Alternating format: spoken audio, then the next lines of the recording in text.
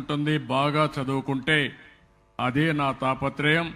అందుకే అతన్ని ఒక స్ఫూర్తిగా తీసుకొని ప్రతి ఒక్కరు కూడా బాగా చదువుకోండి. కష్టపడి చదువుకోవాల్సిన అవసరం లేదు.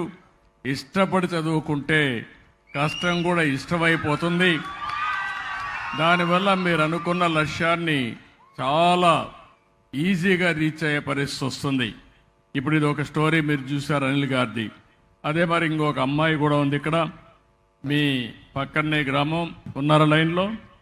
రత్నలత గారు. సార్ నమస్కారం సార్. నమస్కారం అమ్మా. Sir good afternoon sir. How are you sir? Fine అమ్మా. How are you?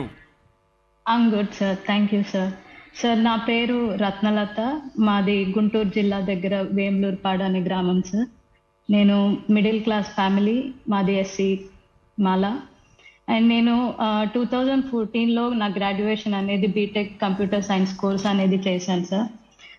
దాని తర్వాత మా ఫాదర్ నన్ను అడిగారు, నువ్వు జాబ్ చేసుకుంటావు అని అడిగినప్పుడు, ఏదో ఒకటి చేసుకో నీకు వచ్చింది అన్నప్పుడు, నాకు చిన్నప్పటి నుంచి హైయర్ స్టడీస్ అనేది చదవడం అనేది చాలా ఇంట్రెస్ట్, అది నా డ్రీమ్. బట్ మా ఫాదర్ ఎఫర్ట్ చేయలేరు.